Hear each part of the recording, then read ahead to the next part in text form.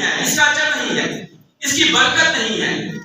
اور پھر دوسری بات یسوع نے دعا کے متعلق بات کی ہے۔ پہلے نمبر پر خیرات کے متعلق، دوسرے نمبر پر وہ دعا کے متعلق بتا رہا ہے، کیونکہ اس سے پہلے کی لوگ بھی دعا کو طول دیتے اور بہت زیادہ لمبی دعائیں، وہ سمجھتے کہ اس کا بہت زیادہ بولنے سے ہماری زیادہ سنی جائے گی، یا ہم راست باز ٹھہریں گے، یا یہ لگے گا کہ یہ شخص بہت خدا کے قریب ہے۔ تو یسوع مسیح نے اس بات کو بھی کہا کہ دعا جب کی جائے اس کا چرچا نہیں ہے، اس کا دکھاوا نہیں ہے، بلکہ کلام میں یسوع نے کہا کہ جب تو دعا کرے کوٹھی میں جا، دروازہ بند کر، اور پھر اپنے باپ سے جو پوشیدگی میں دیکھتا ہے کیا کر، دعا کر۔ خیرات کے بارے میں بھی کہا جب تو خیرات کرے تو تیرا دہنا ہاتھ خیرات کرتا ہے، تیرا بایاں ہاتھ نہ چاہے۔ پوشیدگی میں ہے، دعا بھی پوشیدگی میں ہے۔ اور تیسرے نمبر پر یسوع مسیح نے روزے کے متعلق بتایا۔ اس سے پہلے بھی لوگ روزہ رکھتے تھے اور یسوع مسیح نے بھی کہا کہ روزہ رکھنا ہے۔ آج بہت سے لوگ تو شاید یہ تعلیم دے رہے ہیں مسیحیوں کو، مسیح لگے چالے ویسے بھائی جانے دعا دے روزے تو ویسے بڑے دور نے۔ آج بہت سے لوگ دعا روزے کے متعلق کہہ رہے ہیں کہ روزہ رکھو تو بنا رکھو، پہلے کون سا وہ بڑا رکھ رہے ہیں چڑھ کے۔ تو یسوع نے کہا کہ جب تم روزہ رکھو، ہاں رکھو، لیکن اس کے بارے میں تعلیم فرق کی کہ پہلے کی دنیا کے لوگ، پہلے جو قائد ہیں وہ کیسے کر رہے تھے، ہم نے ویسا نہیں کرنا۔ تو اس کو پڑھتے ہیں، لکھا کہ وہ ریاکاروں کی طرح اپنی صورت کو اداس نہیں بنانا، کیونکہ وہ اپنا منہ بگاڑتے ہیں تاکہ لوگ ان کو روزہ دار جانیں۔ میں تم سے سچ کہتا ہوں وہ اپنا اجر پا چکے، ان کا اجر ان کی نگاہ میں ہے۔ وہ دنیا سے آدمیوں سے اجر چاہتے ہیں، دکھاوے کے لیے روزہ رکھتے ہیں۔ اور ہم دیکھتے ہیں کہ یہودیوں کے اندر خاص طور پر جب وہ روزہ رکھتے، وہ اپنے بدن پر سے لباس کو اتار ڈالتے اور اس کے اوپر ٹاٹ اوڑھتے، اور پھر اپنے سر میں راکھ ڈالتے، اپنے منہ پر بھی راکھ اور سواب مل لیتے۔ آج بھی بہت سے لوگ سواب لگاتے ہیں، خاک لگاتے ہیں، راکھ لگاتے ہیں، تاکہ لوگ جب بازاروں میں سے وہ گزرتے، لوگ ان کی حالت کو دیکھتے اور سمجھتے کہ یہ بڑا راست باز ہے کیونکہ اس نے روزہ رکھا ہوا ہے۔ یسوع مسیح نے اس کے بارے میں جو صحیح تعلیم ہے، جو نئے عہد نامے کی، جو مسیحیت کی تعلیم ہے، وہ بات بیان کی۔ 18ویں آیت میں جب تو روزہ رکھے تو اپنے سر میں تیل ڈال۔ یسوع نے کہا وہ کام ڈالتے ہیں، وہ ماتمی ہیں، وہ اپنے دکھاوے کے لیے ایسا کرتے ہیں، لیکن جب تو روزہ رکھے تو اس میں تیری صورت جو ہے وہ اداس نہیں ہونی چاہیے، بلکہ جب تو روزہ رکھے سر میں تیل ڈال، منہ دھو، تاکہ آدمی نہیں بلکہ تیرا باپ جو پوشیدگی میں ہے تجھے روزہ دار جانے۔ سب کہیں ہاللیلویہ۔ دعا بھی پوشیدگی میں، خیرات بھی پوشیدگی میں، اور روزے کو بھی کیا کہا؟ پوشیدگی میں۔ یعنی یہ انسان کا اور خدا کا معاملہ ہے۔ یعنی روزہ جو ہے وہ دراصل ایسی عبادت ہے جس میں روزہ رکھنے والا اور جس کے لیے روزہ رکھا گیا ہے یہ اس کا معاملہ ہے۔ سو روزہ جو ہے وہ ایک ایسا عمل ہے جس میں کوئی روزہ دار اپنی جان، اپنی روح، اپنے جسم کی خاطر محدود مدت کے لیے وہ ارادتاً کھانا اور پینا چھوڑ دیتا ہے اور خدا کی طرف رجوع لاتا ہے۔ یہ پوشیدگی میں ہے۔ دعا کرنی ہے کوٹھی میں جا، خیرات کرنی ہے تو دینا ہاتھ کرے، بائیں نہ جانے۔ روزہ رکھنا ہے دکھاوے کے لیے نہیں ہے اور آدمیوں سے اجر پانے کے لیے نہیں ہے، بلکہ تیرا باپ جو پوشیدگی میں ہے تجھے روزہ دار جانے، اس لیے جب روزہ رکھے تو اس طرح سے روزہ رکھنا ہے۔ روزہ بدن کی قربانی ہے جس میں روزہ دار کھانا پینا چھوڑ دیتا ہے، اپنی جان کو دکھ دیتا ہے، اپنی جان خداوند کی طرف اٹھاتا ہے۔ اس لیے جب ہم روزہ رکھیں تو یہ بات یاد رکھیں کہ ہم خدا کے زیادہ قریب ہو جاتے ہیں۔ یسایہ کیا کہتا ہے اس 61 باب میں؟ اس کے بارے میں یسایہ نے بھی کہا، یسایہ 61واں باب ہے اور اس کی 30 آیت میں ہم پڑھتے ہیں، دوسری آیت سے پڑھیں تو واضح ہے، تاکہ خداوند کے سارے مقبول کا اور اپنے خدا کے انتقام کے روز کا اشتہار دوں، سب غمزدوں کو دلاسا دوں، سیون کے غمزدوں کے لیے یہ مقرر کر دوں کہ ان کو راہ کے بدلے صحرا اور ماتم کی جگہ خوشی کا روغن اور اداسی کے بدلے سے تاج کا خلت بخشوں۔ اب خداوند ہمیں اس طور سے روزے کے اندر خوشی اور شادمانی دیتا ہے۔ اب سر میں راکھ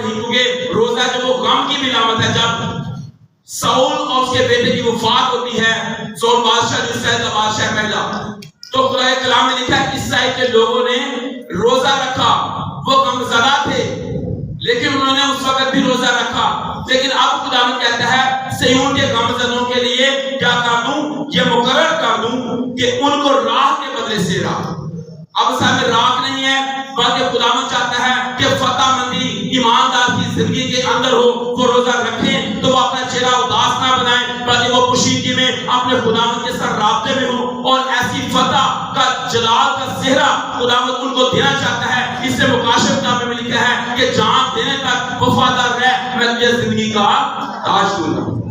तो कलाम कहता है राह के बदले सेहरा, मातम की जगह खुशी का रोगन। जब तू रोजा रखता है अपने सर में तेल डाल, खाक नहीं, ताकि तेरा बाप जो खुशी में देखता है तुझे रोजादार जाने। इसलिए बेशुमार कलाम मुकद्दस में हमें हवाला जात मिलते हैं जिसमें रोजा रखा गया। रोजा जो है वो खुदा की हजूरी में उसकी मुद्दत नहीं है। आज बहुत से लोग मुद्दत के बारे में बात कर रहे हैं कि कितनों रखना है, कितनों बोलना है। मैं कहता हूं समझ नहीं आ गया अभी तक खुशियों कि कब रखना है। ये आपका और खुदा का मामला है। अगर आप किताब मुकद्दस को पढ़ते हैं, एक शाम से लेकर दूसरी शाम तक रोजा रखा गया, 3 दिन का रोजा आस्तर उसकी सहेलियों ने रखा, दाऊद ने 7 दिन का रोजा रखा और यीशु मसीह ने 40 दिन और 40 रात का फाका किया। मूसा ने 2 बार जब वो पहाड़ पर गया खुदा की हजूरी में अहकाम लेने के लिए, तो 40 दिन और रात का 2 बार रोजा रखा। एलिया ने 1 बार 40 दिन का रोजा रखा। अब हम मुद्दतों पे हैं, टाइम लिमिट्स क्या है भाई, आपने खुदा के जुम्मे रखना है, आप 5 दिन तक रोजा करें।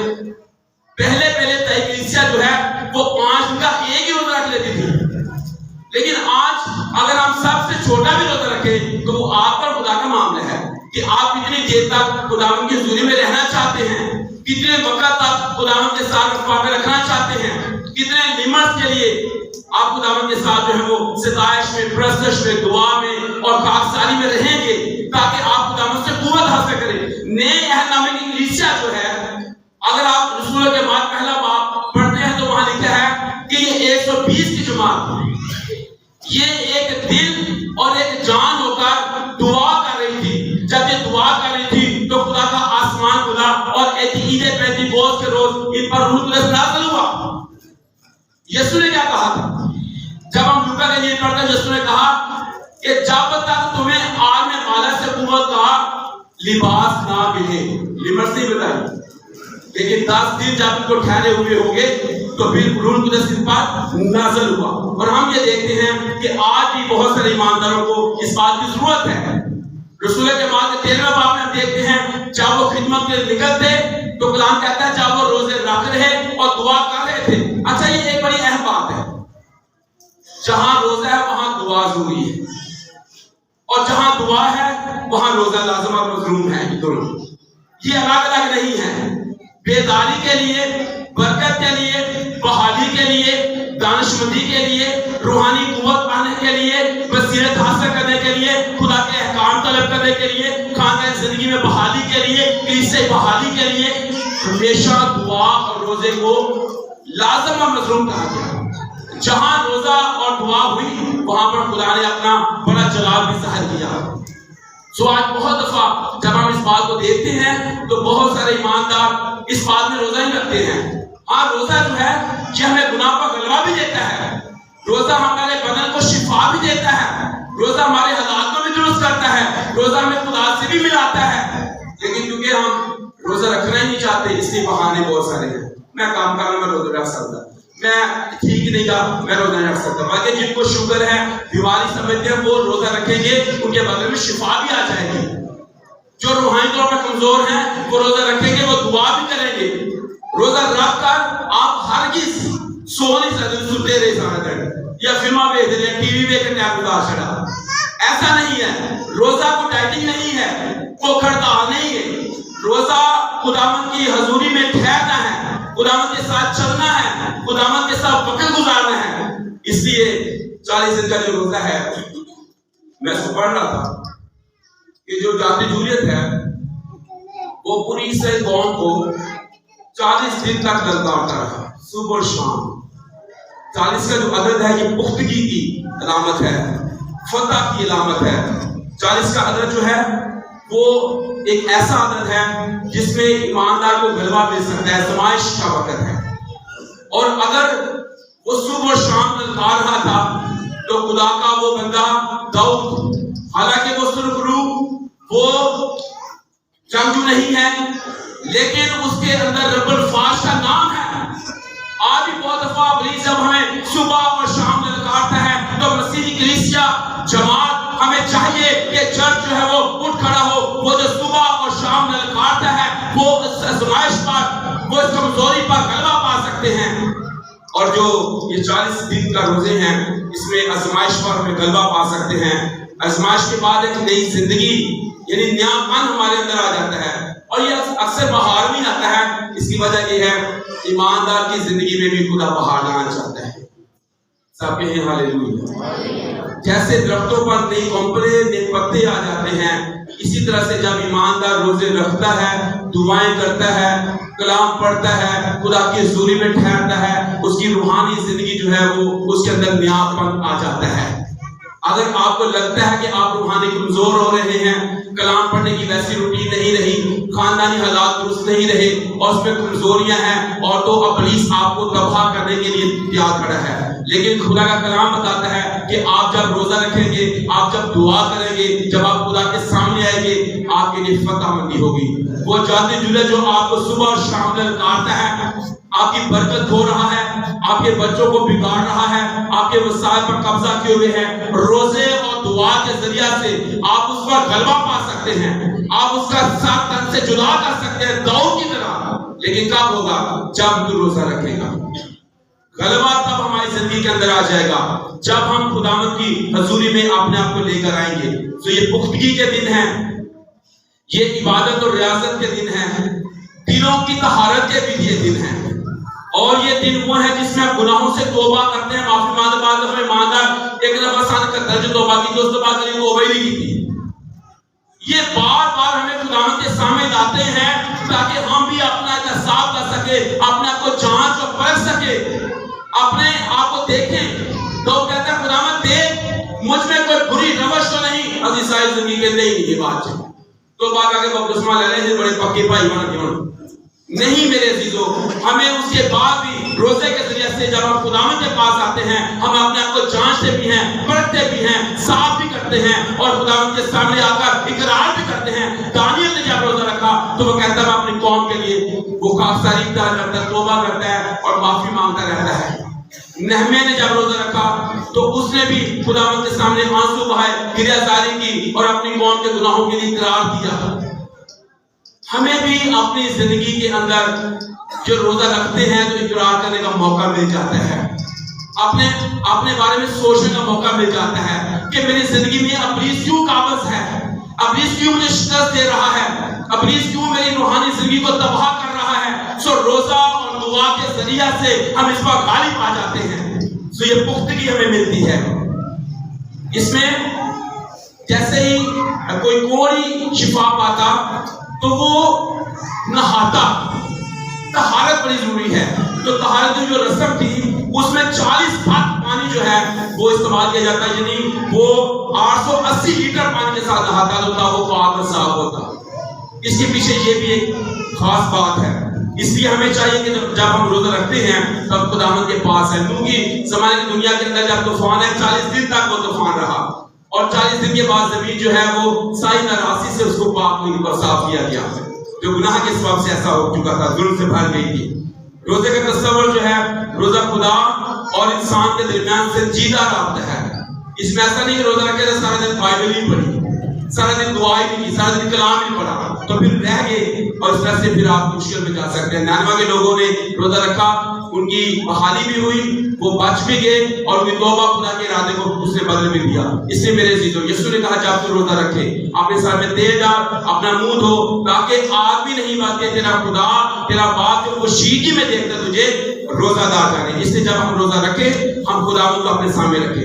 جب ہم روزہ رکھے, ہاں روزہ لازمی رکھے, جوان بھی روزہ رکھے, بیٹیاں بھی روزہ رکھے, نوجوان بچے بھی روزہ رکھے, جو 10 سال سے اوپر روزہ رکھے, کیونکہ روزہ رکھنے کے سبب سے ان کی ذہنی طور پر وہ خداوند کے ساتھ ان کا ملاپ ہو جاتا ہے۔ بعض دفعہ ہم رکھنے نہیں دیتے روزہ بچوں کو، بڑے بزرگ کہتے ہیں بیمار ہیں، جوان کہتے ہیں ٹائم کو نہیں روزہ رکھنا کہ نہیں۔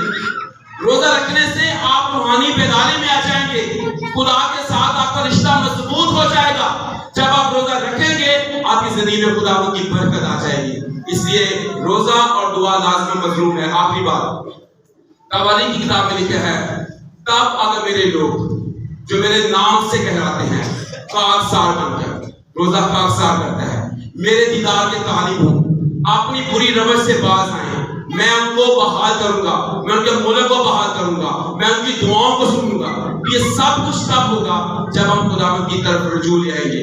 اور یوحنا کی کتاب میں لکھا ہے، اب بھی خداوند چاہتا ہے کہ ہم اپنے کپڑوں کو نہیں، لباس کو نہیں، بلکہ اپنے دلوں کو بھی چاک کر کے خداوند کے سامنے آئیں۔ جب ہم خداوند کے سامنے آئیں گے خداوند ہمارے دلوں کو بھی صاف کرے گا، خداوند ہمیں شفا بھی دے گا، خداوند ہمیں روحانی برکتیں بھی دے گا، خدا ہمیں جسمانی برکتیں بھی دے گا، خدا ہماری کلیسیا کو بھی بحال کرے گا، خدا ہمارے خاندان کو بھی بحال کرے گا، اور خدا کے ساتھ ہمارا رشتہ بھی مضبوط ہوگا۔ خدا اسلام کے وسیلہ سے ہم سب کو بڑی برکت بخشے، آمین۔